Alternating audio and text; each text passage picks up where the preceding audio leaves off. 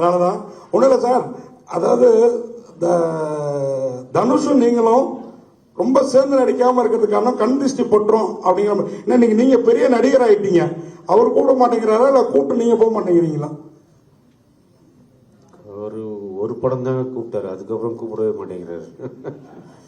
நானும் பார்க்கும்போதெல்லாம் சொல்றேன், ஏதாவது ஒரு படம் சொல்லுங்க படம் சொல்லுங்க தான். அதை நீங்க அவர்கிட்ட தான் கேட்கணும், ஏன் கூப்பிட மாட்டேங்கிறாருன்னு. விஷ்ணு எல்லா படத்துலயுமே வில்லனாவே வந்துட்டு இருக்கீங்க, நல்ல வேஷம் எப்ப எதிர்பார்க்கறது? இதுல என்ன வில்லன், இதுல என்ன, இது எல்லாம் கேரக்டர்ஸ் தான். ஸோ ஒரு படமும் நல்ல சந்தோஷமா அனுபவிச்சு தான் பண்றோம்.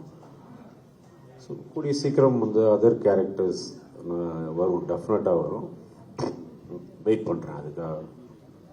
செல்வராஜ் சார், உங்களுக்கு கேள்வி. ஒரு டைரக்டர் பேரு பார்த்து தியேட்டருக்கு வந்தாங்க ஆடியன்ஸ். அது பல டைரக்டர்களுக்கு அந்த வரிசையில் வந்துட்டு உங்க பேரை பார்த்துட்டு தியேட்டருக்கு ஆடியன்ஸ் வந்தாங்க. இப்போ நீங்க திடீர்னு வந்து நடிகராயிட்டதுனால சொகுசா வந்துட்டு நடிச்சுட்டு போயிடலான்ட்டு நினைச்சு அந்த கிரியேட்டர் உங்களுக்குள்ள இருக்கிறவர் இருக்காரா, இல்ல அவர் வந்து ஓய்வு எடுத்துட்டு நடிகரா மாறிட்டாரா, முழு நேரம் நடிகரா?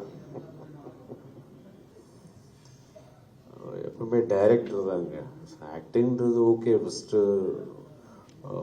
சானிக்கா இது ரொம்ப ஃபோர்ஸ் பண்ணி என் ஃப்ரெண்டு ஒரு டைரக்டர் எல்லாம் பண்ணதால தான் பண்ணே தவிர, ப்ளஸ் எனக்கு ஒரு கேள்வி இருந்துகிட்டே இருந்தது. ஒரு ஆக்டிங் கஷ்டமா இல்லை டைரக்டிங் கஷ்டமா அப்படின்ட்டு.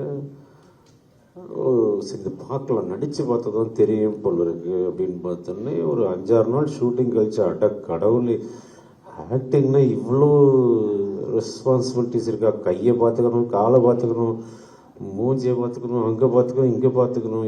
நம்ம பாட்டுக்கு ஒரு கிரிஞ்சு நம்ம ஒரு படம் எடுக்கிறது வேற. பட் ஆக்டிங்லாம் அப்படி வந்து பண்ணிட முடியாது. ஸோ ரொம்ப யோசிச்சு அதெல்லாம் பண்ணணும் வந்து. ஸோ கிடைச்சது ரொம்ப சந்தோஷம்.